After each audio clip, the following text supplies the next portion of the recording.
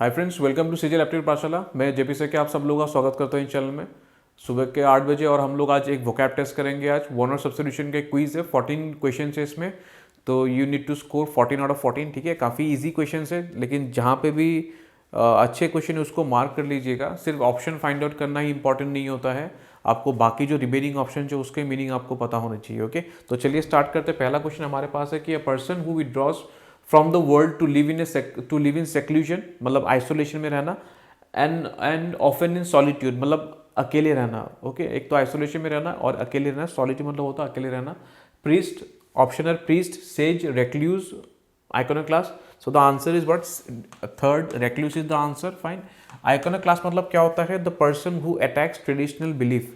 Traditional belief को जो attack करता है, मैंने ये शायद आपको नॉर्मन लिविस के जो टेस्ट हुआ था उसमें भी आपको ये वर्ड आपको मिला था। काफ़ी इंपॉर्टेंट वर्ड है, और ये जो वर्ड है आपके वन और सब्स्टिट्यूशन पॉइंट ऑफ व्यू से भी इंपॉर्टेंट है। ट्रेडिशनल बिलीफ को जो अटैक करता है उसको बोलते हैं हम लोग iconoclast. The person is called iconoclast, और उसका एडजेक्टिव क्या हो जाएगा? Iconoclastic. Fine, iconoclastic. Next is what? To keep a great person और event in people's memory. Okay, to keep a great person और people in event in people's memory. Memory से कौन सा वर्ड रिलेटेड है? ये कोमेमोरेट। ठीक है, so the answer is D.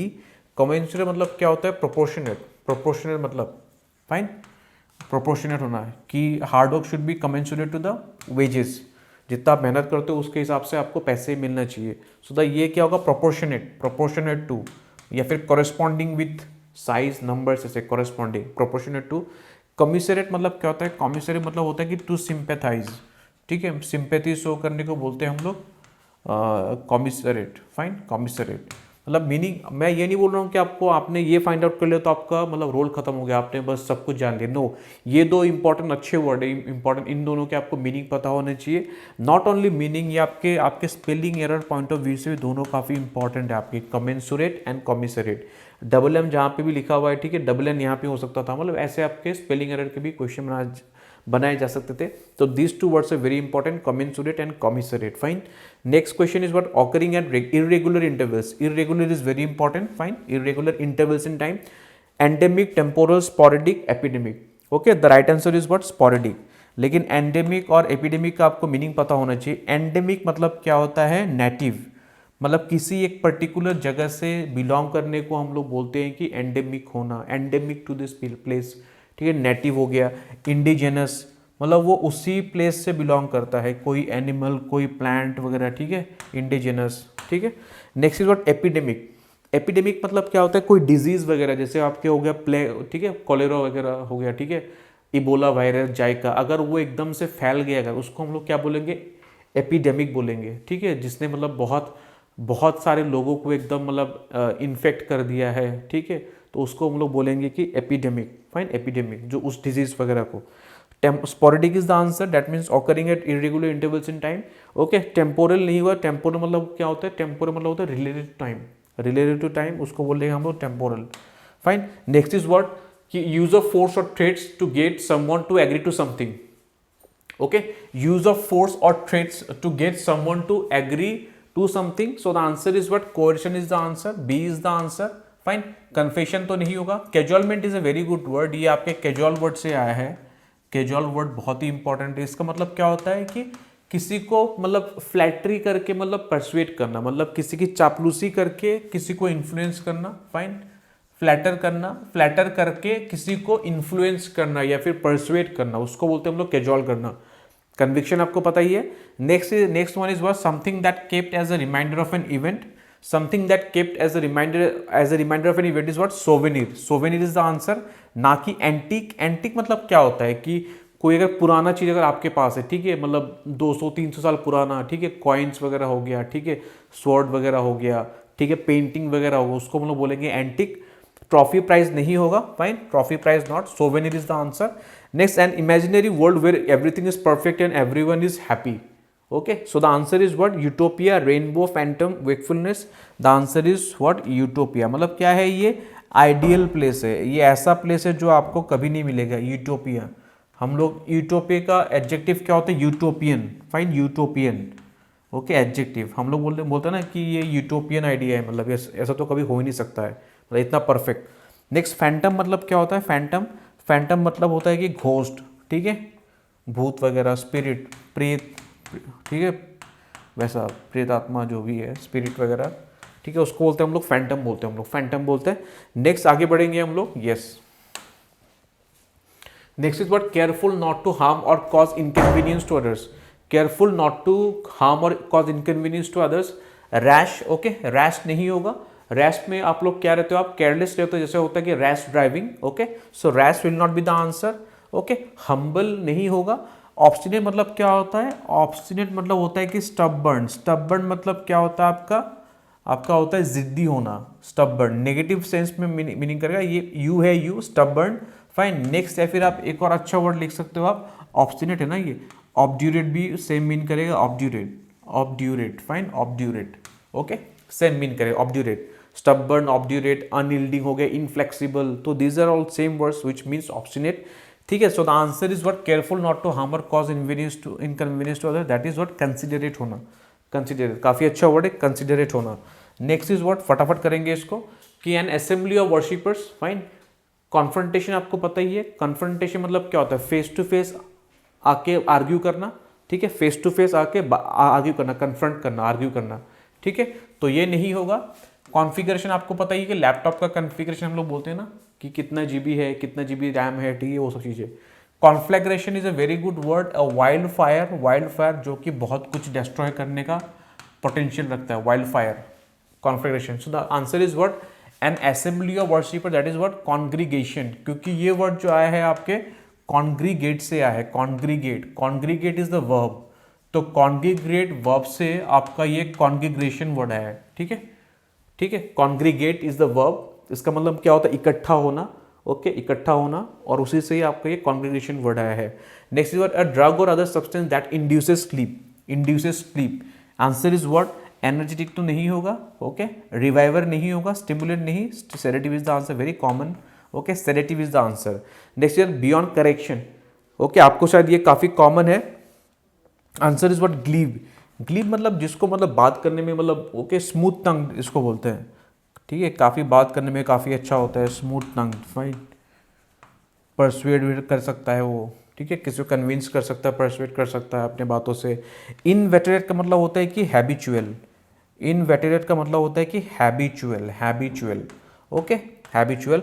Next incongruous, आपको पता ही है, कॉन्ग्रुअस हम लोग बोलते हैं कॉन्ग्रुअस ट्राइंगल्स, मतलब क्या है कि साइड सेम एंगल से, मतलब क्या है कि दो ट्रायंगल अगर एग्री करे तो उसी को हम लोग बोलते हैं कॉन्ग्रुअस। कॉन्ग्रुअस से आपका नाउन होता है कॉन्ग्रिटी, ठीक है, तो इनकॉन्ग्रुअस मतलब क्या होगा, जो एग्री नहीं करते हैं। So the answer is what, incorrigible is the answer. Incongruous आपको मीनिंग पता लग गया, इनकॉरिजिबल, ओके, उसका मीनिंग है बियॉन्ड करेक्शन, फाइन। इसका स्पेलिंग एरर भी आ सकता है, ऐसे वर्ड्स को माइंड कर लीजिएगा, इनकॉरिजिबल, ठीक है, जहाँ पे दो दो लगते हैं, मतलब जैसे डबल आर हो गया, डबल एम हो गया, डबल एन हो गया, तो ऐसे वर्ड आपके spelling error point of view से भी काफ़ी इंपॉर्टेंट है, ओके। आगे बढ़ेंगे हम लोग guys. Next is what, beyond correction, okay, we have already discuss. Inflammation of gums, ये भी, ये जो वर्ड है आपके spelling error point of view से काफ़ी इंपॉर्टेंट है, इन्फ्लेमेशन। नेक्स्ट देखिए, इसका मैं प्रोनाउंसिएशन में जाऊँगा नहीं, ओके, क्योंकि ये सारे मेडिकल वर्ड्स है, बहुत लोग प्रोनाउंसिएशन जानने की कोशिश करेंगे लेकिन जानने की जरूरत नहीं है। द आंसर इज व्हाट, ये ए इज द आंसर। आप इसको जिंजीविटिस पढ़ो, गिंगिविटिस पढ़ो, it all depends upon you. कुछ कुछ आएंगे बोलने के लिए, नहीं आपने तो गलत बोला है, वॉट एवर, ठीक है, तो that doesn't matter, okay. So the answer is what, yes, inflammation of gum is called this one, okay. Next short speech और poem given at the end of a play और book, fine, तो ये इसका answer is epilogue. लेकिन बाकी जो है that is important. Epicure मतलब क्या होता है, अ person who appreciates good food, ठीक है, उसको बोलते हैं हम लोग एपिक्योर, ओके। ये एक्चुअली एपिक्यूरियन फिलोसफी एक होता है, ग्रीक फिलोसफी, उससे आया है वर्ड एपिक्यूरियन फिलोसफी, ठीक है, पहले ज़माने में होते थे ग्रीक, ठीक है, सिविलाइजेशन में, एपिक्योर, ठीक है। A person who appreciates good food, a person who appreciates good food, जो अच्छे फूड का टेस्ट वगैरह जानता हो, उसको एप्रिशिएट करता हो, उसको बोलते हैं हम लोग एपिक्योर। एपिटफ मतलब क्या होता है कि टूम स्टोन या फिर ग्रेव स्टोन। टूम स्टोन पता है आपको, जो ग्रेव स्टोन वगैरह जो होता है ना, जो मतलब कबर वगैरह में जो ऊपर जो वो रखा रहता है ना, एक टूम स्टोन, ठीक है, ग्रेव स्टोन रखा रहता है, उसमें जो कुछ लिखा रहता है, राइटिंग वगैरह, हियर लिव्ड किंग, ऐसे का लिखा रहा, तो उसको बोलते हैं हम लोग एपिटफ बोलते हैं। एपिग्राम मतलब क्या होता है कि एक कंसाइज पोएम, ठीक है, एक कंसाइज पोएम, शॉर्ट पोएम, ठीक है, कंसाइज पोएम। एपिग्राम का मतलब होता है एक कंसाइज पोएम, टूम स्टोन में जो लिखा रहता है, ओके, राइटिंग।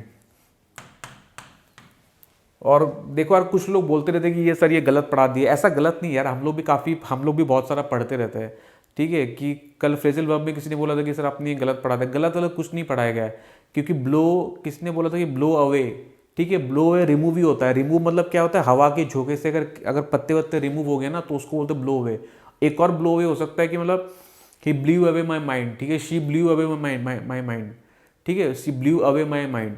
तो एक मीनिंग को पकड़ के बैठ मत जाना, या फिर break down, my car broke down, ठीक है, और कुछ मीनिंग निकल सकता है। तो सब अगर मैं इंटरप्रेट करने लग गया तो वो वोकैब शो जाके 20-25 मिनट का होगा। तो मेरे पास इतना टाइम तो है नहीं वोकैब शो में बनाने के लिए, ठीक है, वो 10 मिनट्स का ही होता है। तो थोड़ा सा मतलब क्या होता है कि सब कुछ हमारे भरोसे मत रहो, मतलब थोड़ा सा आपको ये आइडिया मिल गया, गाइडेंस मिल गया, सुबह आप देखा करो उसको, उसका नोट्स बनाया करो। लेकिन एडिशनली भी आपको मेहनत करना होता है ना।